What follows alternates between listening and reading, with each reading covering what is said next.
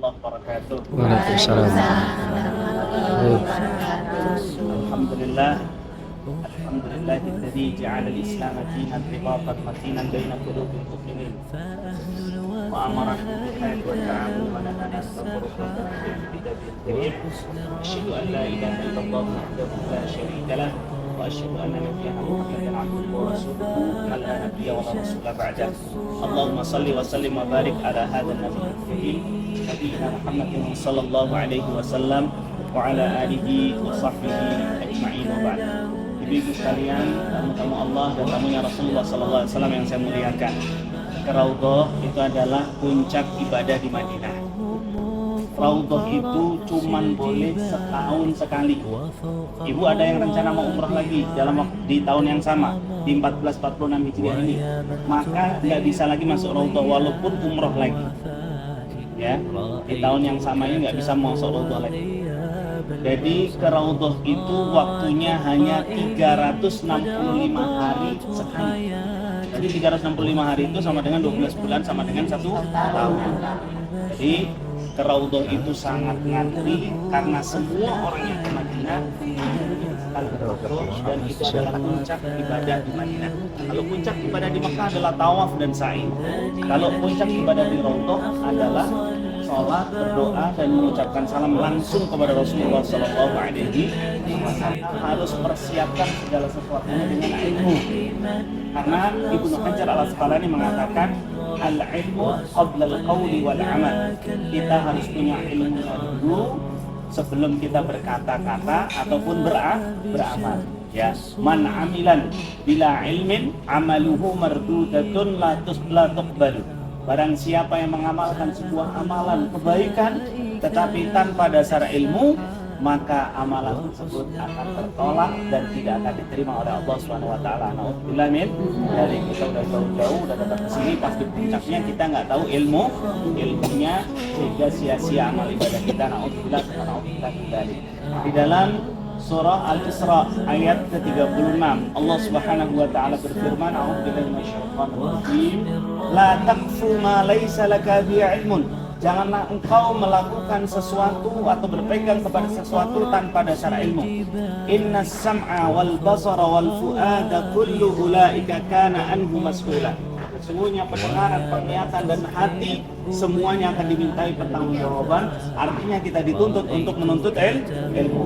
Ternyata menuntut ilmu itu adalah wajib bagi setiap muslim dan muslimah, ya, apalagi ketika kita sudah mau melakukan ibadah yang agung. Baik, yang pertama apa yang harus kita lakukan ketika di Raudhah? Yang pertama yang harus dijaga adalah akhlak ketika kita berada dekat dengan Rasulullah Sallallahu Alaihi Wasallam. Akibat kita tidak tahu ilmunya dan melakukan kesalahan-kesalahan dalam akhlaknya ketika berada di sisi Rasulullah Sallallahu Alaihi Wasallam, maka akan hapus amal ibadah kita. Na'udzubillah min. Ini diatur oleh Allah Subhanahu wa taala di dalam surah Al-Hujurat ayat 2 dan 3. Ya ayyuhalladzina amanu la tarfa'u aswatakum fawqa sautin nabi wa la tajharu lahu bil qawli ka jahri ba'dikum li ba'din an tahbata a'malukum wa antum la tash'urun. Innal ladzina yaghudduna aswatahum inda Rasulillah ulaika alladzina imtahana Allahu qulubahum littaqwa lahum maghfiratun wa ajrun 'azim. Allah Subhanahu wa taala berfirman yang artinya, hai orang-orang yang beriman, jangan engkau tinggikan suaramu ketika berada di sisi Rasulullah. La tarfa'u aswatakum fawqa sautin nabi. Lebih keras atau lebih tinggi dari suara Nabi. Sedangkan Nabi itu suaranya sangat lembut. Orangnya sangat santun dan sangat kalem. Nah, kita orang-orang beriman ketika kita berada di sisi Nabi, Allah memerintahkan kita la tarfa'u aswatakum fawqa sautin nabi wa la tajharu lahu bil qawli ka jahri ba'dikum li ba'din. Janganlah engkau mengeraskan suaramu ketika berbicara dengan Nabi. Nanti kita akan berbicara dengan Nabi yaitu mengucapkan salam. Karena Rasulullah SAW bersabda, barang siapa yang mengucapkan salam kepadaku ketika aku telah wafat, Allah akan mengembalikan ruhku ke dalam jasadku hingga aku mengucapkan salam kembali atau membalas salam umatku tersebut. Jadi nanti kita akan berkomunikasi dengan Rasulullah, cuma kita tidak dengar suaranya Rasulullah, beliau membalas salam kita. Wala tajharu lahu bil qawli kajahri ba'dikum li ba'din. Jangan kamu keraskan suaramu ketika berbicara dengan Rasulullah seperti kita ngomong dengan sesama kita. Kita ngomong dengan sesama kita itu ada yang omongannya lembut, ada yang omongannya keras. Nah, ketika bersama Nabi harus lebih lembut dari yang biasanya. Kita ngomong sama orang tua kita, sama teman kita, sama saudara-saudara kita, kepada Nabi harus lebih lembut. Wala tajharu lahu bil qawli kajahri ba'dikum li ba'din. Apa ancamannya? Antahbata a'malukum wa antum la tashkurun. Maka akan hapus sia-sia amal ibadah kalian dan kalian tidak mengetahuinya atau tidak merasa. Nauzubillah min dzalik, kita udah jauh-jauh ke sini, kita melaksanakan ibadah umroh, sholat di Masjidil Haram, di Masjid Nabawi dan lain sebagainya. Gara-gara kita tidak sopan ketika di sisi Rasulullah SAW, akan hapus amal ibadah kita. Nanti Bapak Ibu sekalian akan melihat, ya khususnya ibu-ibu, biasanya itu ada orang-orang dari luar sana. Saya nggak sebutkan negaranya satu persatu, nanti Bapak Ibu sekalian akan melihat sendiri. Ada yang nangis-nangis gegerungan, ada yang ngusap-ngusap tiang, ada yang apa, jangan ikut-ikut. Bapak Ibu, ibu-ibu khususnya yang hari ini mau ke Roto, khusyuk, tenang, santun, ya, hati yang tunduk, sangat sopan di hadapan atau di sisi Rasulullah SAW yang khusyuk. Ya, itu ancamannya adalah amal ibadah kita akan jadi sia. Subhanahu wa ta'ala menjanjikan pahala. Innal ladzina yaghudduna aswatahum inda Rasulillah. Sesungguhnya orang-orang yang memelankan suaranya, merendahkan suaranya ketika di sisi Rasulullah, ulaika alladzina imtahanallahu qulubahum littaqwa. Mereka itulah orang-orang yang telah diuji hatinya untuk mencapai derajat takwa. Lahum maghfiratu wa ajrun 'azim. Bagi mereka ampunan dan pahala yang sangat besar. Kalau Allah sudah mengatakan 'azim, berarti pahala itu sangat besar. Karena menurut kita besar, menurut Allah itu kecil, masih remeh-temeh. Hanya dengan kita sopan, hanya kita dengan melembutkan suara, hanya kita dengan khusyuk di sisi Nabi SAW merendahkan diri, maka Allah menjanjikan pahala besar. Mudah sekali dapat pahala di Madinah ini. Dan puncaknya adalah ketika kita di Raudhah. Jadi ketika kita ada di Raudhah nanti, khusyuk, jangan teriak-teriak, jangan manggil-manggil teman dengan suara keras, ya, juga dengan salam yang lembut. Bapak Ibu sekalian yang saya hormati dan saya muliakan, ketika masuk di Raudhah, nanti usahakan di shaf yang depan, di antara rumah Nabi yang sekarang kuburan beliau dengan mimbar Nabi. Nanti Bapak Ibu sekalian akan lihat masuk ke sana karena Bapak nggak bisa nganterin.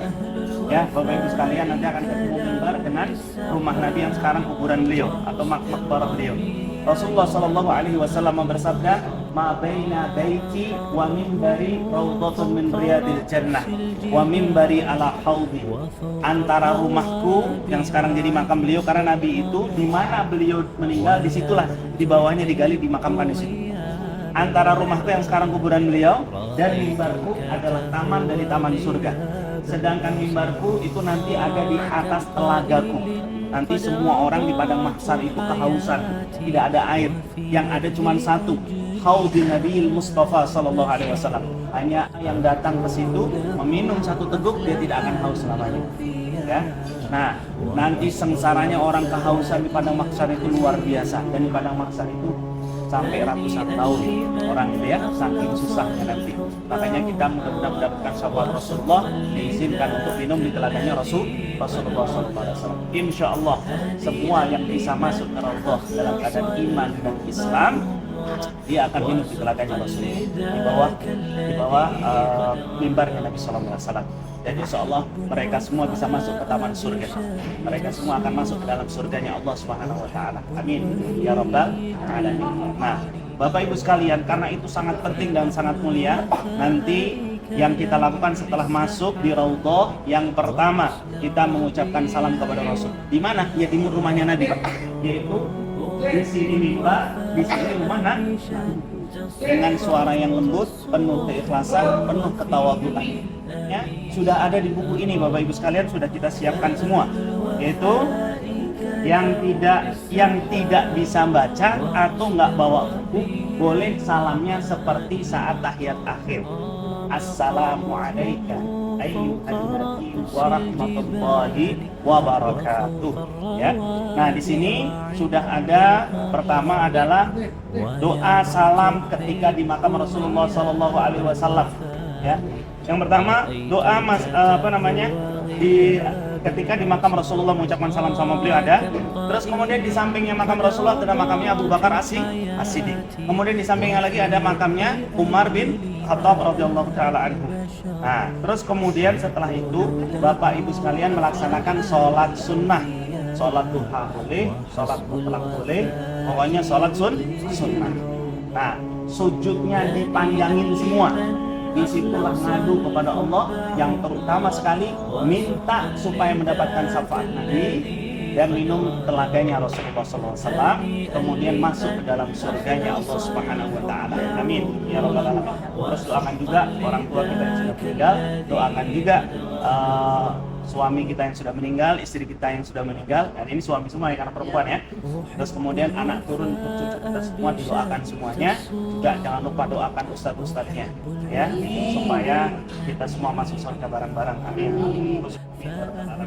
Nah, itu ya, intinya itu saja. Nah, kemudian Bapak Ibu sekalian yang saya hormati dan saya muliakan, setelah selesai sholat, karena doa itu biasanya tidak lama dari itu jadi pertanyaanlah sholat doanya di dalam sholat.